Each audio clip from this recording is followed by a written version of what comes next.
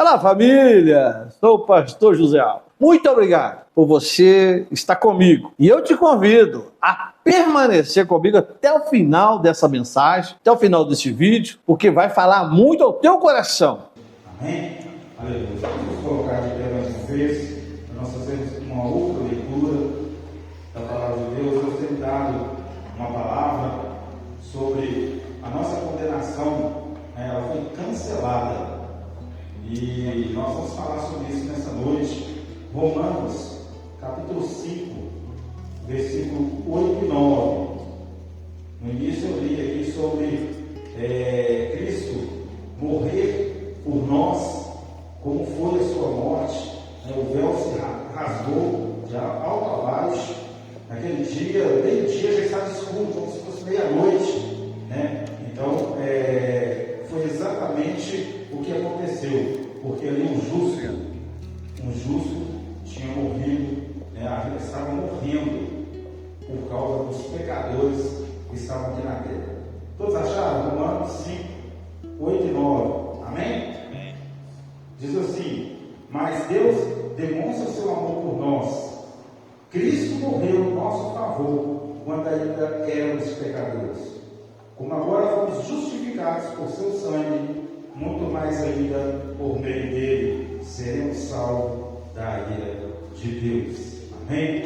Mais uma vez eu quero cumprimentar os irmãos amados do Senhor, também aquelas pessoas que estão nos assistindo online, que Deus venha abençoar e que essa palavra venha realmente cumprir, aquele objetivo principal, que é a mensagem do Senhor Jesus aplicada aos nossos corações aqui nessa noite. Vamos curvar nossa cabeça, vamos orar. Pai querido, nós te agradecemos por tudo que o Senhor tem feito por nós te adoramos, nós te bendizemos, nós te exaltamos, ó Pai, porque nós não merecíamos estar aqui.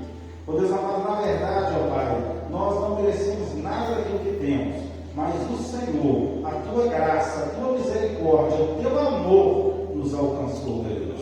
Por isso nós te louvamos por tudo e te bendizemos em nome de Jesus. Aplauda o Senhor, Ele merece toda a honra, toda a glória, toda a glória.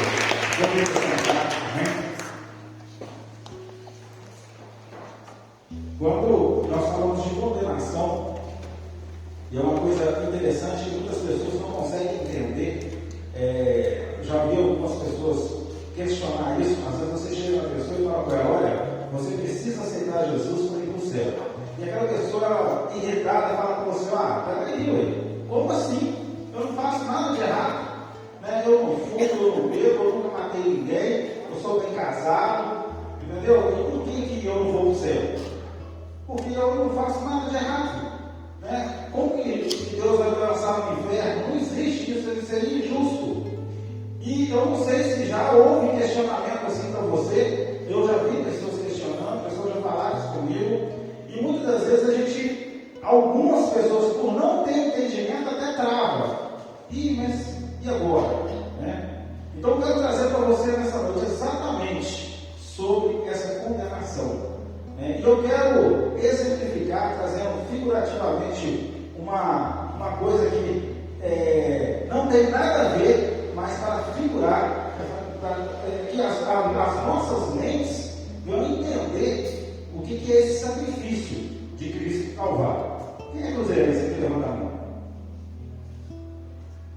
Atleticano.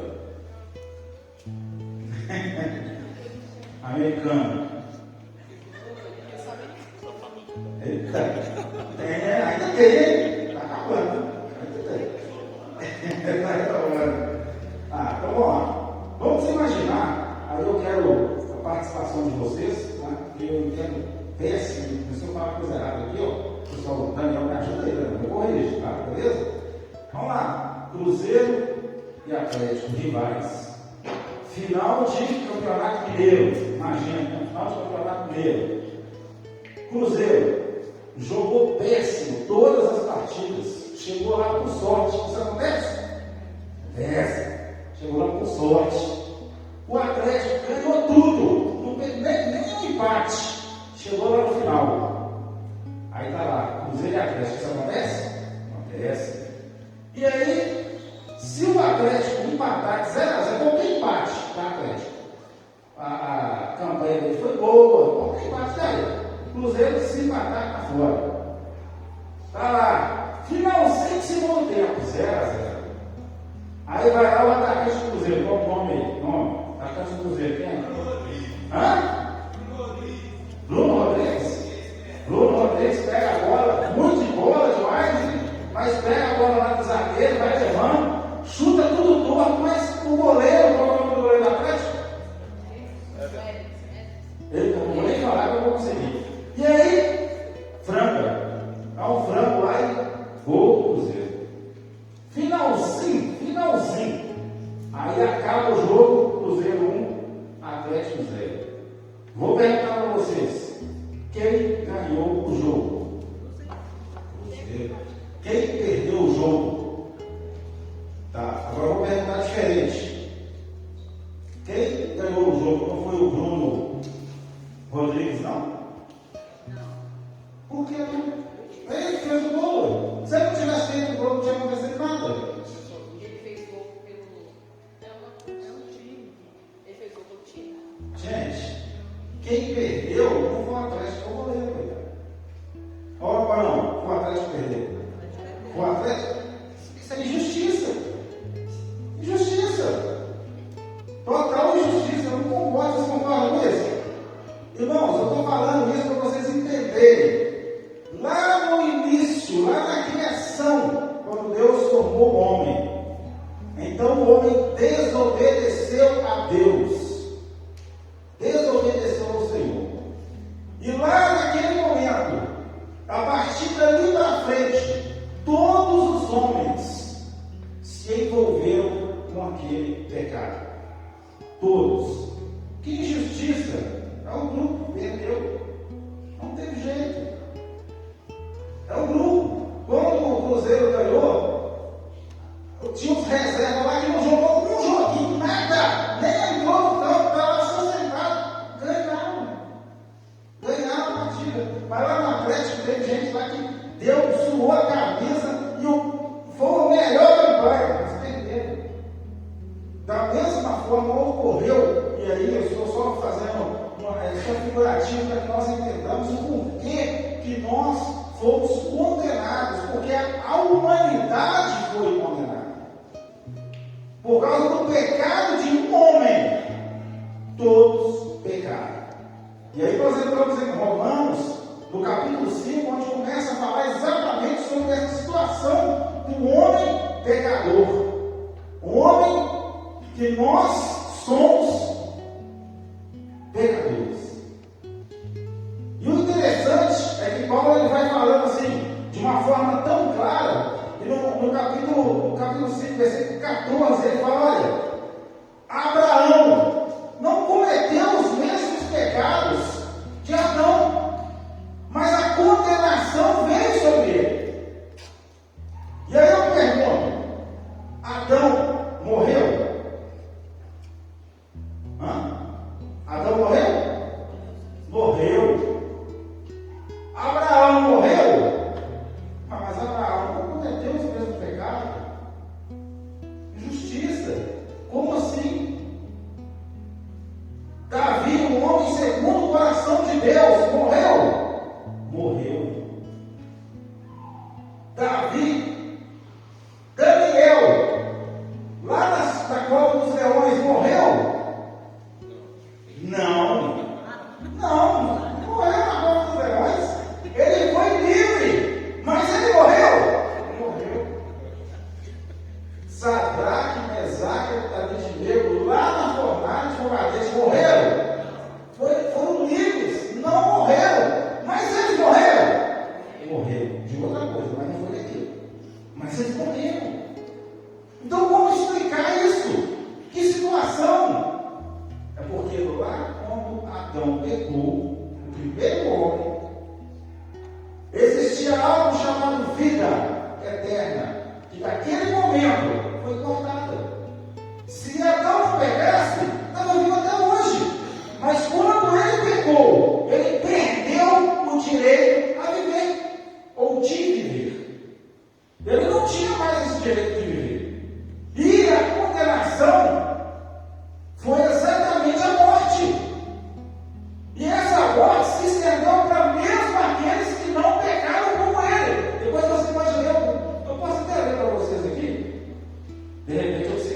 estou errado, né? Aí agora eu vou saber. Versículo 14. Todavia a morte reinou desde o tempo de Adão até de Moisés, mesmo sobre aqueles que não cometeram o pecado semelhante à transgressão de Adão, o qual era o tipo daquele que havia de vir. Então a morte veio sobre todos. Alguns dias atrás eu comentei, não sei se foi aqui na igreja, mas eu comentei. Quem lembra aqui do seu tataravô, levanta a mão. Quem pelo menos sabe quem era, levanta a mão. Olha, nenhum levantou. Tataravô caiu no esquecimento. Talvez eu perguntar do bisavô, quem lembra? Talvez do avô, quem lembra? Mas do tataravô já era. Você não sabe nem quem é, nem onde viveu, nem por que viveu. Irmãos, nós vamos morrer. Esta é a condenação. E essa condenação está sobre toda a humanidade. Mas aconteceu uma coisa muito interessante. Deus, no seu trono, olhou para a terra, para a humanidade. E a Bíblia diz em João 3,16 que Ele amou o mundo de tal maneira que enviou o seu Filho para ser morto por Ele. Aleluias. Essa morte não foi por obrigação. Deus olhou para Jesus e falou: vai? Não, vai? Não, vai sim. Não foi isso. A Bíblia, ela nos dá a entender que eles conversando, Jesus se ofereceu para ser enviado. E ele então foi desde aquele momento que Deus olhou para a humanidade e nos amou. Ele falou: eu preciso resgatar, eu preciso voltar a dar vida para aqueles que estão morrendo. Por quê? Como eu disse, Abraão está morto. Abraão não está vivo. A mãe de Jesus, onde ela está? Onde está a mãe de Jesus? Está morta, está enterrada.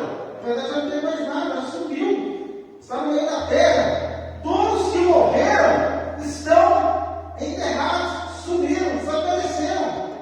Mas isso mudou. Por quê? Nós temos ainda uma esperança pelo amor que Deus teve com a humanidade. Aleluias! O próprio Cristo que se ofereceu, ele então veio, porque era necessário que um homem justo morresse pelos pecadores. Mas ninguém nascido de homem, gerado pelo próprio homem, poderia ser justo, porque nós somos do pecado. Porque eu poderia dizer assim: talvez eu e a Maria tivéssemos um filho e a gente cuidasse dele ali, sem deixar ele pecar, criando ele 2 anos, 10 anos, e ali uma redoma ali, e ele formasse homem justo e ia falar: ele vai morrer agora por nós. Mas não funcionava, porque o ser humano, o sangue, já estava corrompido. Então, quando nasceu a criança, já não é mais justo. Os irmãos estão me entendendo? Amém? Mas Cristo não foi formado nem gerado por homem nenhum. Ele foi trazido pelo próprio Espírito Santo e colocado no útero de Maria. Muitas pessoas falam que Jesus foi gerado no útero. Não, ele não foi gerado. Ele foi colocado. Ele simplesmente se desenvolveu. Ele foi como se fosse uma barriga de aluguel. Ele ficou em Maria, se desenvolveu e então ele nasceu. Aí sim, um homem sem vontade não foi gerado por homem nenhum, mas foi pelo Espírito Santo de Deus. Aleluia.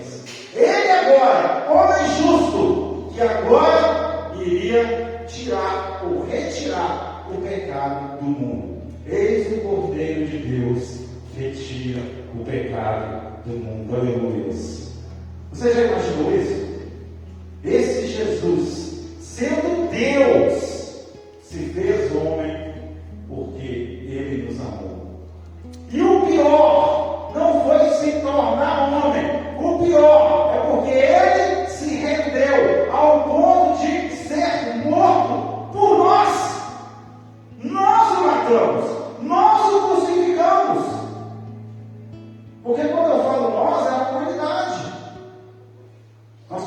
virar lá para o lado dos judeus e falar para os judeus: irmãos, nós o crucificamos, porque nós estávamos errados desde o início. O pecado veio de trás para cá.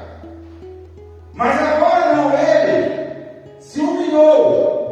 E não foi só por morte, mas pela pior morte daquela época, por morte de cruz. Ele se tornou maldito para que nós fôssemos salvos. Então eu te falo nessa noite, nós precisamos dar valor a este Deus que nós servimos, porque Ele nos amou primeiro. Aleluia! Antes de nos conhecer, Ele já havia nos amado. E quando Jesus veio, dá a impressão de que dali para frente começou a salvação. Negativo. A salvação abraçou até lá atrás, de Adão para frente, porque agora Ele prometeu que no último dia Ele ressuscitaria todos dele. Aleluia! Desde o início lá, todos irão ressuscitar. Aleluia! Olha que coisa linda! Abraão, que está morto, vai ressuscitar e ele vai viver para sempre. Se ele voltar hoje, se Jesus voltar hoje, ou se ele voltasse hoje, nós que estamos vivos seremos transformados, mas todos que morreram antes de nós serão ressuscitados. E nós, juntamente com eles, estaremos para sempre com o Senhor, porque a nossa condenação foi rasgada. Aleluia! Você pode aplaudir o Senhor? A sua condenação foi rasgada. Não existe mais condenação. Mas aí no capítulo 6 ele continua. Então eu sou salvo. Então agora eu não sou mais condenado. Então eu posso viver no pecado? Aí ele responde: de maneira nenhuma. De maneira nenhuma. Mas por quê? Se eu já sou salvo, se eu não sou salvo pelas obras, por que eu não posso continuar pecando? E ele fala: olha, porque a partir do momento que Cristo morreu por nós, nós também devemos morrer por Ele. Mas como assim? Como isso é possível? Jesus diz: olha, todo aquele que me segue deve pegar a sua cruz e me seguir. Ele não deve vir sem a cruz. Ele deve me seguir com a cruz. Então Paulo diz que nós fomos crucificados também com Cristo. Quando nós passamos pelo batismo, o símbolo é exatamente esse. Eu vou crucificado com Cristo quando eu desço as águas, e quando eu levanto das águas, nova criatura eu sou. Porque Ele me tornou uma nova criatura. Então, se eu sou uma nova criatura, as coisas velhas se passaram. Então eu não posso continuar com as mesmas práticas. O pecado não pode fazer parte da minha vida. Porque agora eu sou uma nova pessoa. Porque agora eu vivo para Cristo. E Cristo está. Aleluia. Cristo está na minha vida. Amém? Quantos aqui vivem para Jesus? Levanta sua mão. Quantos aqui estão com Cristo o tempo todo perto dele? Porque chegou a peça. A peça que Jesus está tentando, mas o povo não quer. O povo não quer Deus, o povo não quer Jesus. Não quer. Mas Jesus, ele, lá no início, antes de você nascer, ele já te queria, ele já te amava, ele já te buscava. E ele também falou: eu também estou morrendo por você. Aleluia. Eu estou morrendo por você. Irmãos, a nossa condenação foi cancelada. A sua condenação foi cancelada. Amém? E eu vou passar para cima e pegar o outro microfone. Deixa eu ver se está bom. E Romanos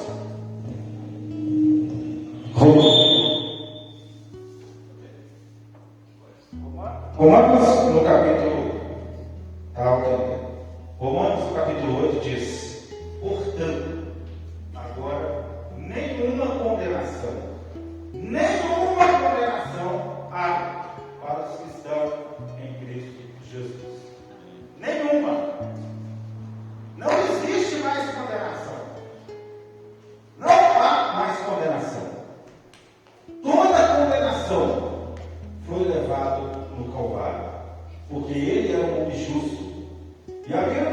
primeiro versículo que eu li aqui na abertura, que naquele momento que Jesus morreu, o centurião olhou e falou: este era um homem justo.